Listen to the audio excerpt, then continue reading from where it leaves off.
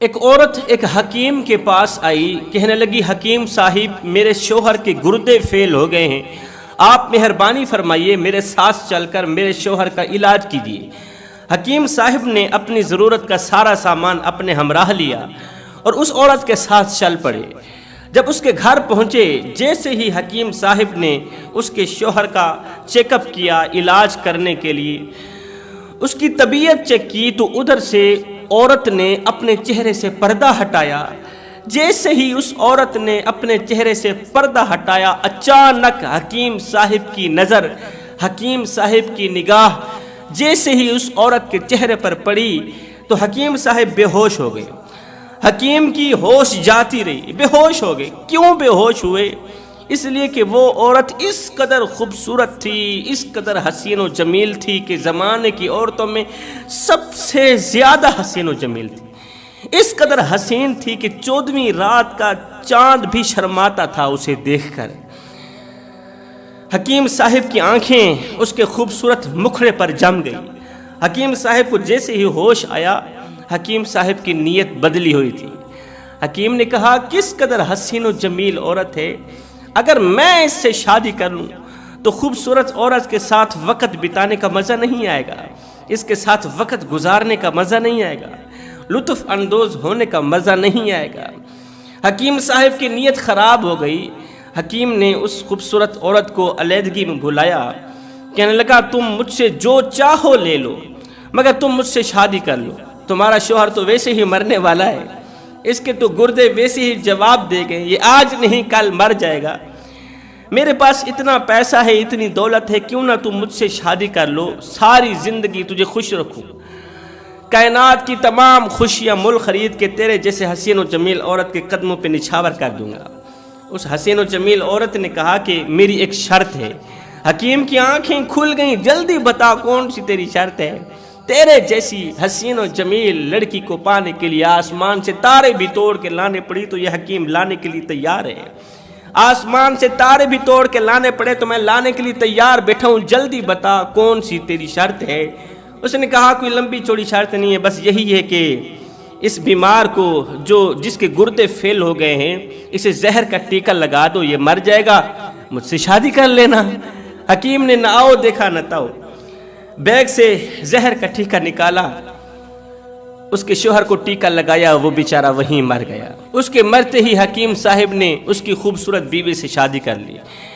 خوبصورت بیوی سے شادی کرنے کے بعد اسے گھر لے گیا، گھر کی رونق بنایا، خوبصورت بیوی کے ساتھ حسین و جمیل لمحات گزر ہی رہے تھے کہ حکیم صاحب کا دور سے ایک دوست آیا رات گزارنے کے لیے۔ رات کا وقت گزارنے کے لیے حکیم صاحب کا ایک پرانا اور جگری دوست آیا۔ حکیم صاحب نے اسے ویلکم کیا، کمرے کے اندر بٹھایا، گھر کے اندر بٹھایا، خوب اس کی خدمت کی۔ خدمت کرنے کے بعد حکیم صاحب جیسے ہی کسی کام کے لیے باہر نکلے تو اس عورت نے حکیم صاحب کے دوست کو اپنا مکھڑا دکھایا، اپنا چہرہ دکھایا۔ جیسے ہی چہرہ دکھایا حکیم صاحب کا دوست بھی بے قابو ہو گیا، اس کا دل بھی بے قابو ہو گیا کہ اس قدر حسین و جمیل عورت، اس سے پہلے میں نے حسین و جمیل عورت آج تک نہیں دیکھی زندگی میں، اگر یہ عورت میری زندگی میں آ جائے میری زندگی تو خوبصورت بن جائے گی۔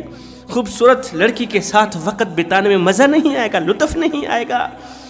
اس جیسی حسین و جمیل تو مقدروں والوں کو ملتی ہیں، نصیب والوں کو ملتی ہیں، کیوں نہ یہ مجھے مل جائے، کوشش تو کروں۔ اللہ اکبر۔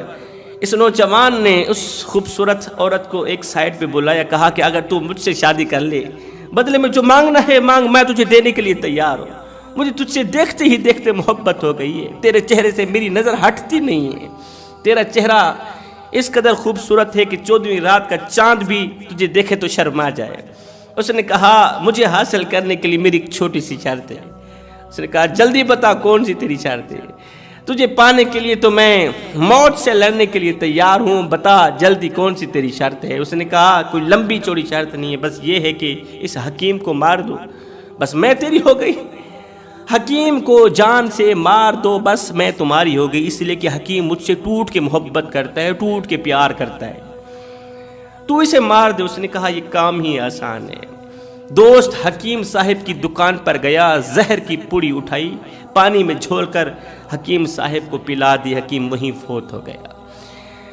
اب اس نوجوان نے کہا اے خوبصورت ملکہ شہزادی، اے حسن و جمال کی شہزادی، حسن کی ملکہ، چلتے ہیں پادری کے پاس، نکاح کرواتے ہیں، نکاح کرنے کے بعد ہی ہم لطف اندوز ہوں گے، نکاح کرنے کے بعد ہی ہم پہلی رات گزاریں گے۔ خوبصورت عورت نے کہا چلو پادری کے پاس۔ دونوں بھاگتے ہوئے پادری صاحب کے پاس گئے۔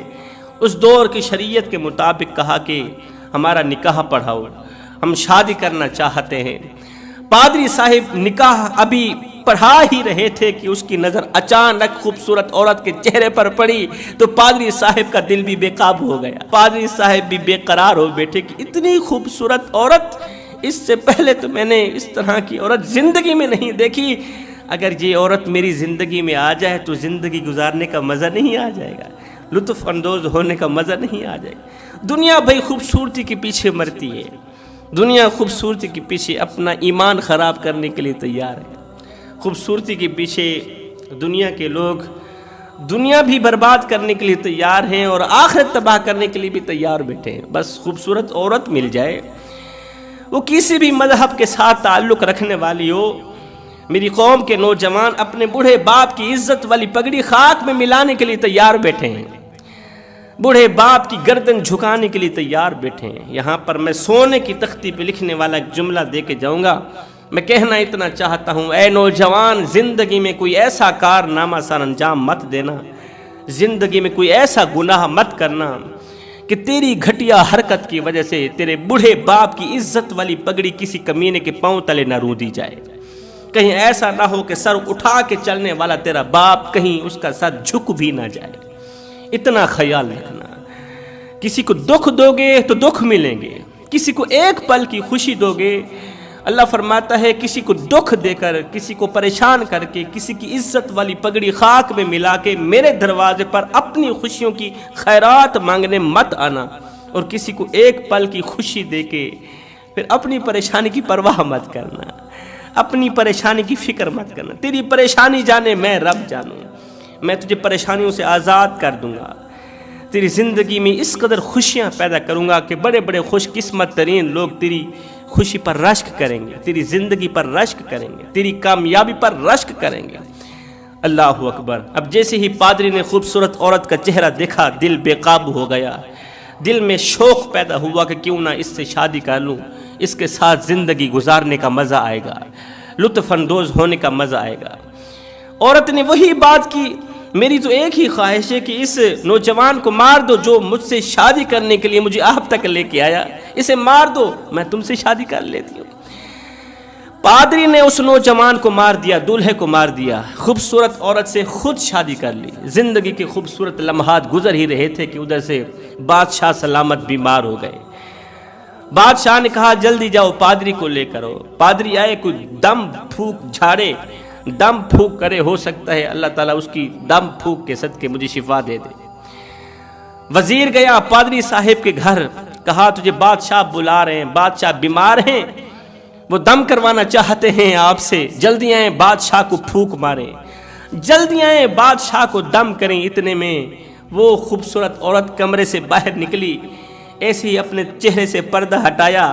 وزیر نے جیسے ہی خوبصورت عورت کو دیکھا، اس کا دل بھی بے قابو ہو گیا، اس کا دل بھی بے قرار ہو گیا۔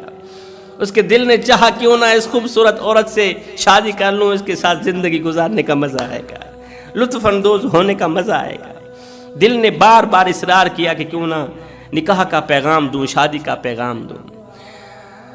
وزیر نے خوبصورت عورت کو علیحدہ بلایا، کہا کہ کیوں نہ مجھ سے شادی کر لو، جو مانگو گی میں دوں گا۔ اس نے کہا میری کوئی لمبی چوڑی شرط نہیں ہے، شرط وہی پرانی ہے کہ اس پادری کو مار دو، میں تمہارے ساتھ شادی کرنے کو تیار ہوں۔ وزیر کے ہاتھ میں تلوار تھی، بغیر کسی دیر کے اس نے تلوار ماری، پادری کا سر تن سے جدا کر دیا، فوراً ہی شادی کی۔ بادشاہ سلامت کے سامنے کھڑا ہو گیا۔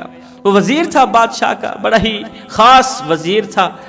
اب بادشاہ نے جیسے ہی وزیر کی بیوی کو دیکھا، وزیر کی بیوی کے چہرے پر جیسے ہی بادشاہ کی نظر گئی، نگاہ گئی، تو اس قدر نظر جمی کہ ہٹنے کا نام ہی نہیں لے رہی تھی۔ دیکھتے ہی دیکھتے بادشاہ کا دل بھی بے ایمان ہو گیا، بادشاہ کی نیت ہی بدل گئی۔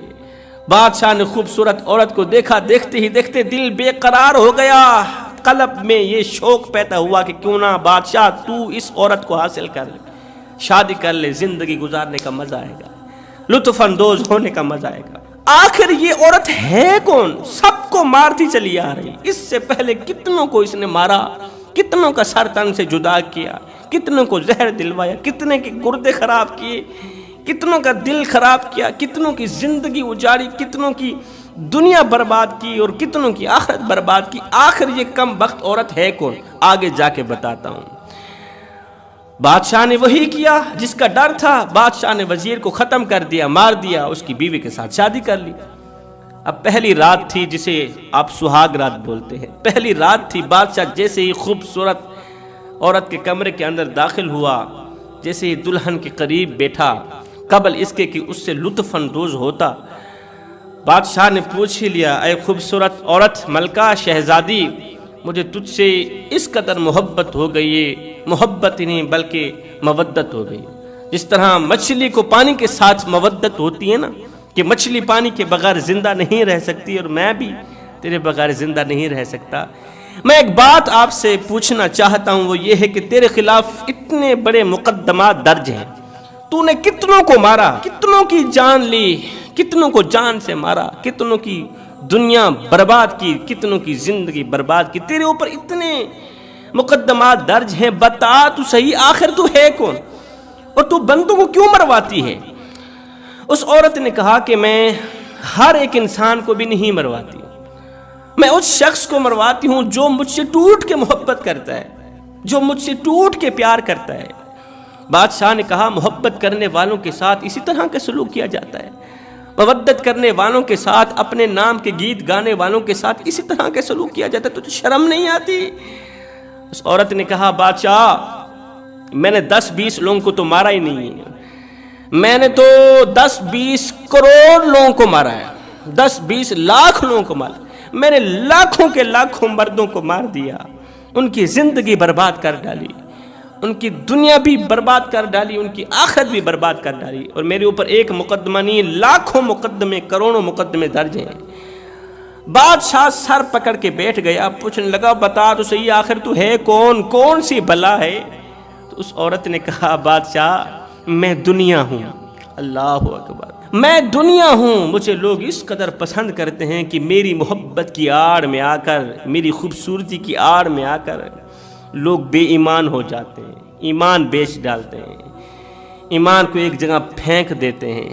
جو مجھے دیکھتا ہے، جس کے اوپر میں مسلط ہو جاتی ہوں نا، نہ وہ دنیا کا رہتا ہے اور نہ ہی وہ آخرت کا رہتا ہے، اور جس کے اوپر میں مسلط ہو جاؤں، جس کی میں بیوی بن جاؤں، وہ تو گیا، اس کی نہ دنیا سنوری، نہ زندگی سنوری، نہ ہی آخرت سنوری۔ جو لوگ مجھ سے محبت کرتے ہیں دنیا کے بدبخت ترین لوگ ہیں، بدقسمت ترین لوگ ہیں، جو مجھ سے محبت کرتے ہیں، جو دنیا سے محبت کرتے ہیں۔ اس لیے امام غزالی فرماتے ہیں کبھی بھی دنیا کو اپنے اوپر مسلط نہ ہونے دینا، خود دنیا کے اوپر مسلط رہنا، لیکن دنیا کو اپنے اوپر مسلط نہ ہونے دینا۔ اگر دنیا تمہارے اوپر مسلط ہو گئی تو یاد رکھنا، اس دل میں، اس قلب میں اللہ رسول کی محبت نکل جائے گی، اللہ رسول کی محبت اس دل میں کبھی نہیں آ سکتی، وہ دل اللہ رسول کی محبت سے کبھی بھی لذت نہیں اٹھا سکتا جس دل میں دنیا بسی ہو، جس دل میں دنیا کی خوبصورت عورت بسی ہو۔ اللہ اکبر۔ عورت کہنے لگی جس جس نے مجھے پایا، جس جس نے مجھے حاصل کیا، جن جن کے اوپر میں مسلط ہوئی، کوئی فرعون بن گیا، کوئی نمرود بن گیا، کوئی قارون بن گیا، کوئی بے ایمان ہو گیا، میں نے لاکھوں کروڑوں کی زندگی بھی برباد کر ڈالی، آخرت بھی برباد کر ڈالی۔ جوانو، یہ دنیا دھوکے کا گھر ہے، یہ دنیا مچھر کا پر ہے، یہ دنیا مکڑی کا جالا، یہ غدار ہے، یہ مکار ہے، یہ فریب ہے، اس کے چاہنے والے کتے ہیں، اس کے چاہنے والے جانور ہیں۔ دنیا کے چاہنے والا انسان نہیں ہو سکتا، وہ جانور ہی ہو سکتا ہے، کیونکہ دنیا کو وہی چاہتا ہے جس پر نفس امارہ حاوی ہوتا ہے، دنیا سے وہی محبت کرتا ہے جس کے اوپر دنیا مسلط ہو جاتی ہے، جس کے اندر حرص ہوتی ہے مال کی، مال کمانے کی حرص ہوتی ہے، جس انسان کے دل میں اسی کے اوپر ہی دنیا مسلط ہوتی ہے۔ جس دل میں لالچ ہوگی، بغض ہوگا، حسد ہوگی، کینہ ہوگا، اس دل میں دنیا کی محبت ہوگی، دنیا کی محبت کے سوا کچھ نہیں ہوگا۔ یہی وہ لوگ ہیں جس کے بارے میں علامہ محمد اقبال نے کہا تھا، ایسا نہیں کہ نفس کا شیطان مر گیا، ارے شیطان تو ہے زندہ، انسان مر گیا۔ سجدوں پہ سر جھکانے کی فرصت نہیں رہی، مومن کی روح میں بسا مسلمان مر گیا۔ ارے مسجد تو پکی بن گئی اور شاندار بھی، کچی ہیں رب سے چاہتیں، ایمان مر گیا۔ حیرت ہے تیری قسمت پہ اے اقبال، پیدا ہوا تھا خوشنما ویران مر گیا۔ شیخ سعدی فرماتے ہیں ایک دن میں کہیں لمبے سفر کو جا رہا تھا، جاتے جاتے شام ہو گئی۔ رات گزارنے کے لیے میں نے ایک تاجر کے گھر قیام کیا، رات گزارنے کے لیے تاجر کے گھر قیام کیا۔ ساری رات اس تاجر نے میرا دماغ چاٹا، میرا دماغ کھایا، اپنے کاروبار کے قصے سناتا رہا، اپنی تجارت کے قصے سناتا رہا کہ فلاں ملک میں میری دکان ہے، فلاں ملک میں میرا بازار ہے، فلاں ملک میں میرا یہ کاروبار، فلاں ملک میں میرا وہ کاروبار ہے۔ اللہ تعالیٰ کی ذات مجھ پر اس قدر مہربان ہوئی کہ اللہ تعالیٰ نے مجھے مالا مال کر دیا۔ اس وقت میری تجارت عروج پر ہے، اس وقت میری قسمت کا ستارہ بلندی پر ہے۔ جتنا میرے پاس مال ہے، دولت ہے، میرے علاقے کی کسی اور کے پاس نہیں، کسی اور شخص کے پاس اتنا پیسہ نہیں جتنا پیسہ میرے پاس، کیونکہ میری تجارت بلندی پر ہے۔ اللہ تعالیٰ کا مجھ پر اس قدر خاص کرم ہے کہ میری ہر ایک خواہش پوری کی اللہ نے، میری ہر ایک تمنا پوری کی۔ بس حضرت آپ دعا کریں، آخری خواہش ہے، میری زندگی کا آخری سفر ہے اور بڑا ہی لمبا سفر ہے، یہ طے کرنے کے بعد پھر گھر میں آ کر قناعت کی زندگی گزاروں گا۔ آپ دعا کریں کہ اس سفر میں اللہ تعالیٰ مجھے کامیابی عطا کرے، سفر میں آسانی ہو، سفر کرنے کے بعد پھر میں اپنے آپ کو کامیاب سمجھوں گا، اس کے بعد آ کر قناعت کی زندگی گزاروں گا۔ حضرت نے پوچھا بتا تو صحیح کون سا اور کیسا سفر ہے؟ کہا حضرت یہاں سے میں شام کو جاؤں گا، یہاں سے مال اٹھا کر تجارت کے لیے شام جاؤں گا، شام جا کر بڑے ہی نفع کے ساتھ اس مال کو بیچوں گا، پھر وہاں سے مال خرید کے ملک فارس میں جاؤں گا، فارس میں جا کے بڑے ہی نفع کے ساتھ اس مال کو بیچوں گا، وہاں سے مال خرید کر میں انڈیا جاؤں گا، میں ہندوستان جاؤں گا۔ ہندوستان سے ایسے ہی 7-8 ملک ایسے ہیں، وہ گھوم پھر کے تجارت کرنے کے بعد، پیسہ کمانے کے بعد، دولت کمانے کے بعد پھر میں خود کو کامیاب سمجھوں گا، پھر گھر میں آ کر قناعت کی زندگی گزاروں گا۔ اتنا بڑا لمبا سفر طے کرنے کے بعد واپس آنے کے بعد بقیہ زندگی دکان پہ بیٹھ کے مزے سے گزاروں گا، کاروبار والی دکان پہ بیٹھ کے بقیہ زندگی مزے سے گزاروں گا۔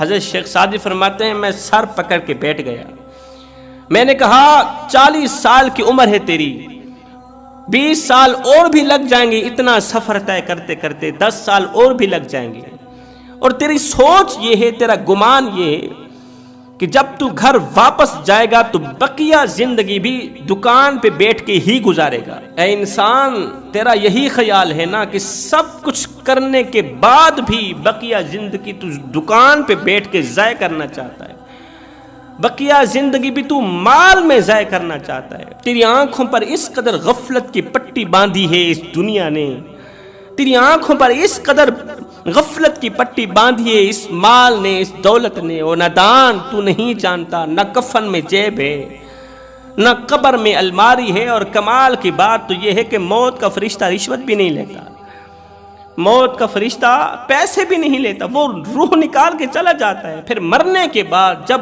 اللہ کی عدالت میں پیش کیا جائے گا، جب اللہ تعالیٰ تجھ سے پوچھے گا اے بندے، یار کے پاس جب جاتا ہے کوئی نہ کوئی تحفہ لے کر جاتا ہے، بتا تو صحیح تو میں رب کے پاس آیا ہے، میں رب کی عدالت میں پیش کیا گیا، تو میں رب کے لیے کون سا تحفہ لے کر آیا ہے؟ پھر اس وقت خالی دامن دیکھتے ہوئے تجھے شرم نہیں آئے گی؟ خالی دامن جس کے اندر سوائے حرص کے کچھ نہیں، جس کے اندر سوائے مال دولت کی حرص کے، تمنا کے، آرزوؤں کے کچھ بھی نہیں ہے، اور بقیہ زندگی بھی تو گناہوں میں ہی بسر کرنا چاہتا ہے۔ یہ تو نہیں کہا کہ بقیہ زندگی میں توبہ کر لوں گا، اللہ سے صلح کر لوں گا اور بقیہ زندگی مسجد میں گزاروں گا، بہت کما لی دنیا، بہت کما لیا پیسہ، کوٹھیاں بنا لی، خوبصورت محل بنا لیے، زمینیں بنا لی، جائیدادیں بنا لی، بس کر اب اللہ کو بھی راضی کر لے۔